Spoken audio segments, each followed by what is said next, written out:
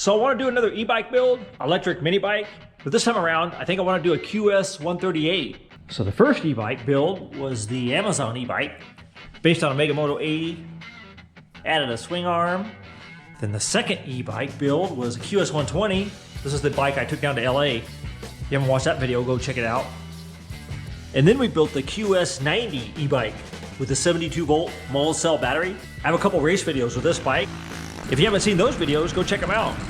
So for the next e-bike build, I'm gonna use this frame because I think it'll be a really good frame for an e-bike because it has that long swing arm. So it'll be good for all that instant torque that an e-bike puts out.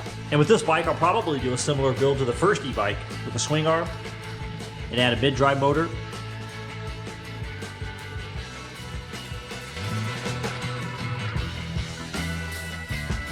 I think I'm gonna pull all this stuff off of here and actually cut the frame right here, because that way I'll get more suspension travel. Because if you look, the swing arm hits the frame right there. So I guess I'll pull this thing apart.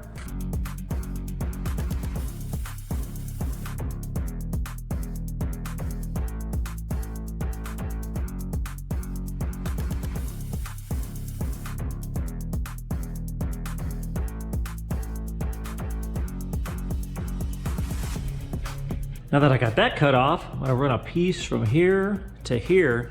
So I'll weld these pieces in here to box this in.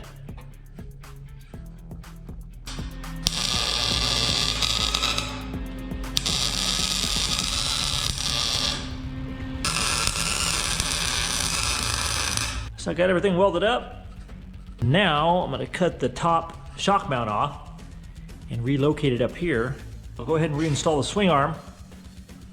That way I can figure out where to relocate the top mount for the shock.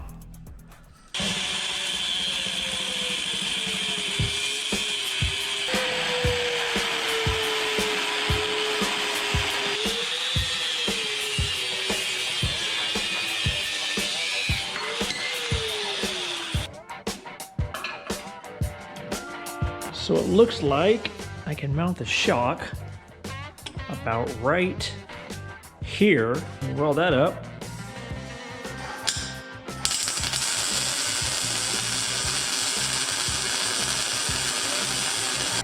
Got the shock mounted, at least the top mount anyway, and the seat will still go up under the mount there.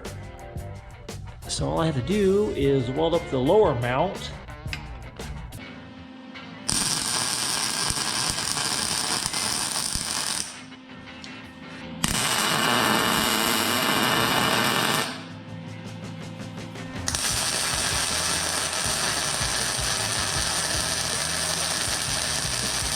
Alright, that turned out pretty good. So I welded it 5 inches back from the pivot point. So we've got all the shock mounts welded up. So now all I'm doing is waiting on the tire and the shock to come in. So in the meantime, I threw on the 8-inch tire for the front, and what's cool about this wheel and tire, it still works with the GoPowerSports front brake, which is cool.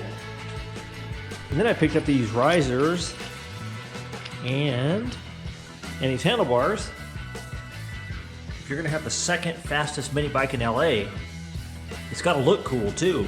So I'm gonna pop these on here.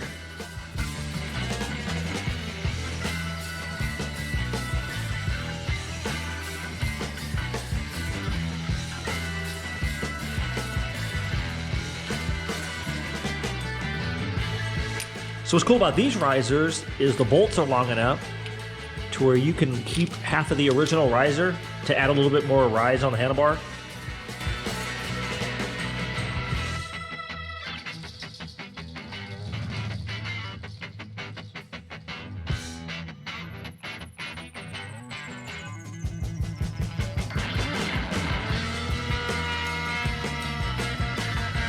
So this sprocket is super close to the swing arm. I mean, it runs right along the edge of the swing arm. And with the wider chain, the 428 chain, it actually hits the swing arm. So it just runs too close over here. So to fix that problem, I cut this hub. What's cool about the mag wheels, you can unbolt the hub. Anyway, so I cut the hub and cut about 1/4 of an inch off of the hub, and now I'm going to weld it back together. And that way it brings the sprocket in closer to the tire just a little bit, just enough to get it off that swing arm.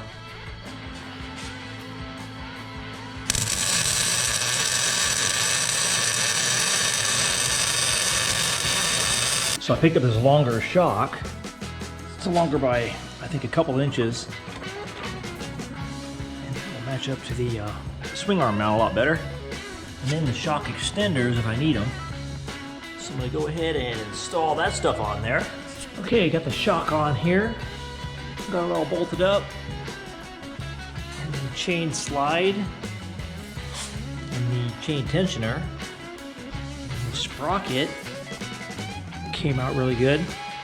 So now there's plenty of room for the chain, and it doesn't hit the swing arm, so it'll ride on the slide there.